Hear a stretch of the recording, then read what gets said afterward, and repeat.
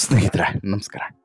Big boss ಮನೆಯ ಸ್ಪರ್ಧಿಯಾಗಿದ್ದಂಥ ಭವ್ಯ ಗೌಡ ಅವರಿಗೆ ಅಮೂಲ್ಯ ಗೌಡ ತುಂಬ ಹತ್ತಿರದ ಸಂಬಂಧಿ ಅನ್ನುವಂಥ ವಿಚಾರ ಭಾರಿ ಚರ್ಚೆ ಆಗಿತ್ತು.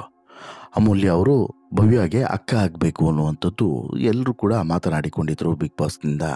ಈ ಭವ್ಯ ಈಗ ಹೊರಗಡೆ ಬಂದ ಬಳಿಕ ಈ ವಿಚಾರದ ಬಗ್ಗೆ ಮತ್ತೆ ಚರ್ಚೆ ಶುರುವಾಗಿದೆ. ಅದರಲ್ಲೂ ಕೂಡ ಅಮೂಲ್ಯ ಭವ್ಯಗೆ ಮಾಡಿದಂಥ ಸಪೋರ್ಟ್ ಇರ್ಬೋದು ಮತ್ತು ಭವ್ಯ ಅವರ ಸ್ವಾಭಿಮಾನ ಇರ್ಬೋದು, ಇದ್ರ ಬಗ್ಗೆಯೂ ಕೂಡ ಸಾಕಷ್ಟು ಹೆಮ್ಮೆಯ ವಿಚಾರಗಳು ಪ್ರಸ್ತಾಪ ಆಗ್ತಿದೆ. ಒಂದು ಕಡೆ ಭವ್ಯ ತುಂಬ ಮೋಸದ ಆಟವನ್ನು ಆಡಿದ್ರು. ಬಿಗ್ ಬಾಸ್ ಮನೆಯಲ್ಲಿರುವಂತಹ ಅಷ್ಟೋ ದಿನವೂ ಕೂಡ ಬೇರೆಯದೇ ರೀತಿಯಲ್ಲಿ ಆಡ್ಕೊಂಡು ಬಂದರು. ನ್ಯಾಯವಾಗಿ ಆಡಿದ್ದೇ ಕಡಿಮೆ ಅನ್ನುವಂತಹ ಅಭಿಪ್ರಾಯ ಒಂದಷ್ಟು ವ್ಯಕ್ತವಾದರೆ, ಮತ್ತೊಂದು ಕಡೆ ಭವ್ಯ ತನ್ನ ವೃತ್ತಿ ಬದುಕಿನಲ್ಲಿರ್ಬೋದು, ಬಿಗ್ ಬಾಸ್ಗೆ ಹೋದಂಥ ಸಂದರ್ಭದಲ್ಲಿರ್ಬೋದು, ಎಲ್ಲ ಕಡೆಯೂ ಕೂಡ ಸ್ವಾಭಿಮಾನದಿಂದನೇ ಆಟವಾಡಿ ಗೆದ್ದಿದ್ದು ಬಂದಿದ್ದಾರೆ. ಒಂದು ರೀತಿಯಲ್ಲಿ ಭವ್ಯ ಅವರದ್ದು ಗೆಲುವೆ ಅನ್ನುವಂಥದ್ದು ಅವರ ಮನೆಯವರ ಅಭಿಪ್ರಾಯ. ಏನೇ ಆದರೂ ಕೂಡ ತಮಾಷೆ ಅಲ್ಲ, ಫೈನಲ್ವರೆಗೂ ಹೋಗೋದು. 20 ಜನ ಸ್ಪರ್ಧಿಗಳಲ್ಲಿ ಆ ಒಬ್ಬ ಸ್ಪರ್ಧಿ ಎಲ್ಲಿ ಹೋಗ್ತಾರೆ ಅನ್ನೋದು ಮುಖ್ಯ. ಫೈನಲ್ವರೆಗೆ ಹೋಗಿದ್ದಾರೆ ಅಂದರೆ ಅದೇನು ತಮಾಷೆ ಅಲ್ಲ, ಒಳ್ಳೆ ಸಾಧನೆಯೇ ಭವ್ಯದು. ಆದರೆ ಈಗ ಇರುವಂಥ ವಿಚಾರ ಏನು ಅಂತ ಹೇಳಿದ್ರೆ, ಅಮೂಲ್ಯಗೂ ಮತ್ತು ಭವ್ಯಗೂ ಇರುವಂಥ ಸಂಬಂಧ ಏನು, ಇವರಿಬ್ಬರು ಏನಾಗಬೇಕು, ಅಕ್ಕ ತಂಗಿ ಅಂತ ಹೇಳಿದ್ರೆ ಹೇಗೆ. ಹಾಗೆಯೇ ಇಲ್ಲಿ ಭವ್ಯ ಎಲ್ಲೂ ಕೂಡ ಅಮೂಲ್ಯ ಅವರ ಹೆಸರನ್ನು ಪ್ರಸ್ತಾಪ ಮಾಡಿಲ್ಲ. ಬಿಗ್ ಬಾಸ್ ಮನೆ ಇಷ್ಟು ದಿನದ ಜರ್ನಿಯಲ್ಲಿ 115 ದಿನ ಬಹುಶಃ ಅಷ್ಟೂ ದಿನದ ಜರ್ನಿಯಲ್ಲೂ ಎಲ್ಲೂ ಕೂಡ ಭವ್ಯ ಅವರು ಅಮೂಲ್ಯ ಅವರ ಹೆಸರನ್ನು ಪ್ರಸ್ತಾಪ ಮಾಡಿಲ್ಲ. ಹಾಗೆಯೇ ಹೊರಗಡೆ ಆಗಿರ್ಬೋದು, ಹೊರಗಡೆನೂ ಕೂಡ ಹೆಸರನ್ನು ಪ್ರಸ್ತಾಪ ಮಾಡಿಲ್ಲ. ಯಾಕೆ ಹೇಳ್ತೀನಿ ನೋಡಿ. ಅದಕ್ಕಿಂತ ಮುಂಚೆ ನೀವಿನ್ನೂ ಕೂಡ ನಮ್ಮ ಚಾನಲನ್ನು ಸಬ್ಸ್ಕ್ರೈಬ್ ಮಾಡಿಲ್ಲ ಅಂದರೆ ದಯವಿಟ್ಟು ಕೂಡಲೇ ಸಬ್ಸ್ಕ್ರೈಬ್ ಮಾಡಿ ಸ್ನೇಹಿತರೆ. ಯಾಕೆ ಅಂತ ಹೇಳಿದರೆ, ಗೀತಾ ಧಾರಾವಾಹಿಯ ಮೂಲಕ ಕನ್ನಡಿಗರಿಗೆ ಪರಿಚಯವಾದಂಥ ಭವ್ಯ ಗೌಡ ಮೊದಲು ಧಾರಾವಾಹಿಯಲ್ಲಿಯೇ ತಮ್ಮ ಅಭಿನಯದಿಂದ ಜನ ಮನವನ್ನು ಗೆದ್ದವರು. ಬಿಗ್ ಬಾಸ್ಗೆ ಬಂದಿದ್ದು ಕೂಡ ಇದೇ ಗೀತಾ ಸೀರಿಯಲ್ನ ಪಾಪ್ಯುಲಾರಿಟಿಯ ಮುಂದಿನ ಭಾಗವಾಗಿ. ಇನ್ನು ಈಗ ಬಿಗ್ ಬಾಸ್ನ 11ನೇ ಅಧ್ಯಾಯದ ಮೊದಲ ಸ್ಪರ್ಧಿಯಾಗಿ ಕೂಡ ಬಿಗ್ ಬಾಸ್ನ ಮನೆಯೊಳಗೆ ಪ್ರವೇಶವನ್ನು ಪಡಿತಾರೆ ಈ ಭವ್ಯ. ಸುಮಾರು ಒಂದು 115-117 ದಿನ ಬಿಗ್ ಬಾಸ್ ಮನೆಯಲ್ಲಿ ಇದ್ದಂಥ ಹೆಗ್ಗಳಿಕೆ ಇವರದ್ದು.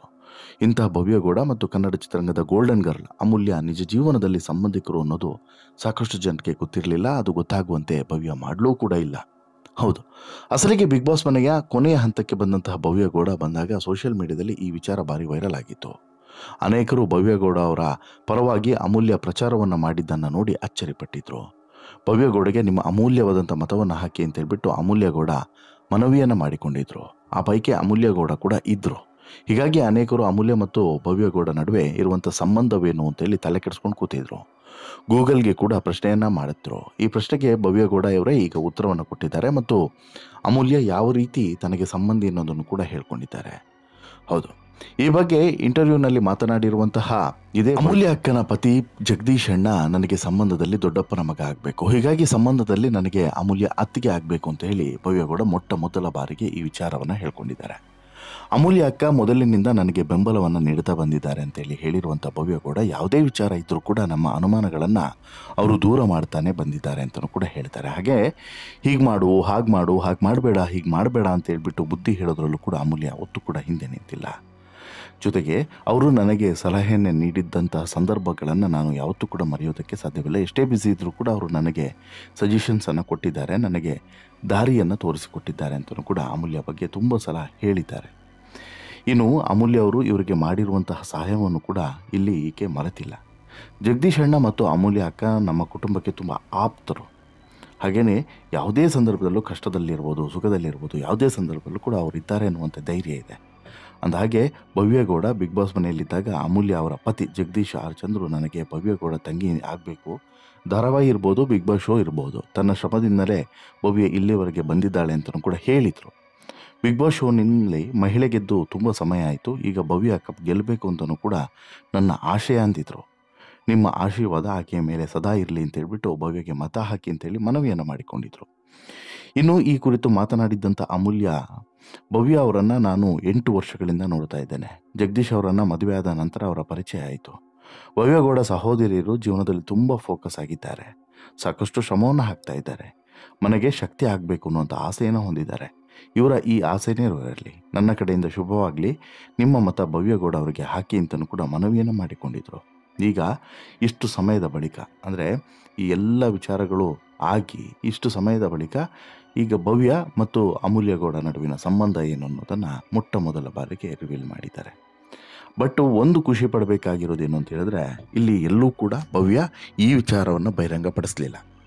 ಭವ್ಯ ಗೀತಾ ಸೀರಿಯಲಲ್ಲಿ ನಟಿಸಿ ಒಂದು ಒಳ್ಳೆಯ ಅವಕಾಶವನ್ನು ಗಿಟ್ಟಿಸಿಕೊಂಡು ಪಾಪ್ಯುಲಾರಿಟಿಯನ್ನು ಪಡೆದರೂ ಕೂಡ ಎಲ್ಲೂ ಕೂಡ ಇದನ್ನು ಹೇಳಲಿಲ್ಲ. ಯಾವಾಗ ಧಾರಾವಾಹಿಯ ಸಂದರ್ಭದಲ್ಲೂ ಕೂಡ ಹೇಳಿಲ್ಲ, ಬಿಗ್ ಬಾಸ್ ಮನೆಗೆ ಬಂದು ಇಷ್ಟು ಸಮಯ ಇದ್ರಲ್ಲ ಅಷ್ಟು ಸಮಯದಲ್ಲೂ ಕೂಡ ಯಾವತ್ತೂ ಕೂಡ ಹೇಳಿಲ್ಲ ಅನ್ನೋದನ್ನು ಗಮನಿಸಬೇಕು ಮತ್ತು ಗೌರವಿಸಬೇಕು. ಯಾಕೆಂತ ಹೇಳಿದ್ರೆ ಸಾಕಷ್ಟು ಜನ ಸಿಂಪತಿಯನ್ನು ಗಿಟ್ಟಿಸ್ಕೊಂಡು ಮತ್ತು ತಮಗೆ ಅವ್ರ ಕ್ಲೋಸು ಇವ್ರ ಕ್ಲೋಸು. ಈಗ ಫಾರ್ ಎಕ್ಸಾಂಪಲು ಸುದೀಪು ಈಗ ಪ್ರಮುಖವಾಗಿ ಮಂಜುಗೆ ಕ್ಲೋಸು, ಹಾಗೆಯೇ ತ್ರಿವಿಕ್ರಮ್ ಕ್ಲೋಸ್ ಇದ್ದರು. ಇವರಿಬ್ಬರು ಕೂಡ ಪದೇ ಪದೇ ಏನು ಹೇಳ್ತಿದ್ರು, ಇದೇ ಮಾತನ್ನು ಹೇಳ್ತಿದ್ರು, ಸುದೀಪಣ್ಣ ಹಾಗೆ ಸುದೀಪಣ್ಣ ಹೀಗೆ ಅಂತೇಳಿ ಬಕೆಟ್ ಹಿಡಿಯುವಂಥ ಕೆಲಸವನ್ನು ಮಾಡ್ತಿದ್ರು. ಬಟ್ ಎಲ್ಲೂ ಕೂಡ ಈಕೆ ಭವ್ಯಗಳು ಆ ಕೆಲಸವನ್ನು ಮಾಡಿಲ್ಲ ಅನ್ನೋದನ್ನು ಹೆಮ್ಮೆಯಿಂದ ಹೇಳ್ಬೋದು.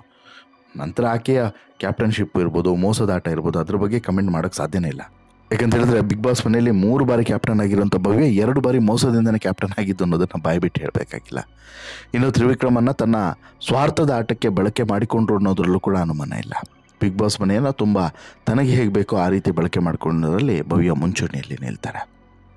ಭವ್ಯ ತೆಗೆದುಕೊಂಡಂಥ ನಿರ್ಧಾರ ಇರ್ಬೋದು, ಭವ್ಯ ಆಡಿದಂಥ ರೀತಿ ಇರ್ಬೋದು, ಭವ್ಯ ಮಾತನಾಡಿದಂತಹ ರೀತಿ ಇರ್ಬೋದು, ಭವ್ಯ ಬಿಗ್ ಬಾಸ್ ಮನೆಯಲ್ಲಿ ಇದ್ದಂಥ ರೀತಿ ಇರ್ಬೋದು, ಇದ್ರ ಬಗ್ಗೆ ಸಹಜವಾಗಿ ಅಪಸ್ವರ ಇರ್ತದೆ. ಬಟ್ ಸ್ಟಿಲ್ಲು ಒಂದಂತೂ ಕ್ಲಿಯರ್ ಆಗಿ ಭವ್ಯ ಇಲ್ಲಿ ಹೇಳ್ತಾರೆ, ಎಲ್ಲೂ ಕೂಡ ಅಮೂಲ್ಯ ಆಗಲಿ ಅಥವಾ ಇನ್ನೊಬ್ಬರು ಮತ್ತೊಬ್ಬರು ಅವರು ಇವರು ಯಾರ ಹೆಸರನ್ನು ಕೂಡ ತೆಗೆದುಕೊಳ್ಳದೆ ಗಟ್ಟಿಯಾಗಿ ಒಂಟಿತನದಿಂದ, ಅಂದರೆ ಇಲ್ಲಿ ನಾನು ಅಷ್ಟೇ, ನನ್ನ ಶ್ರಮ ಅಷ್ಟೇ, ಅದು ಬಿಟ್ಟು ಬೇರೆ ಏನು ಕೂಡ ಇಲ್ಲ ಅನ್ನೋದನ್ನು ಸ್ವಾಭಿಮಾನದ ಮೂಲಕ ತೋರಿಸಿಕೊಟ್ಟಿದ್ದಾರೆ.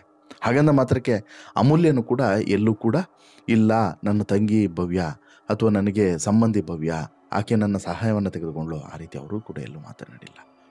ಮೊದಲ ಬಾರಿಗೆ ಮಾತನಾಡಿದ್ದು ಮೊನ್ನೆ ವೋಟಿಂಗ್ ಸಂದರ್ಭದಲ್ಲಿ ಮಾತ್ರ. ಬಟ್ ಈಗ ಭವ್ಯ ಹೊರಗಡೆ ಬಂದ ಬಳಿಕ ಈ ವಿಚಾರವನ್ನು ಬಹಿರಂಗಪಡಿಸಿದ್ರಿಂದ ಈಗ ಮತ್ತೆ ಈ ವಿಚಾರ ಮುನ್ನೆಲೆಗೆ ಬಂದಿದೆ ಅಂತಲೇ ಹೇಳ್ಬೋದು.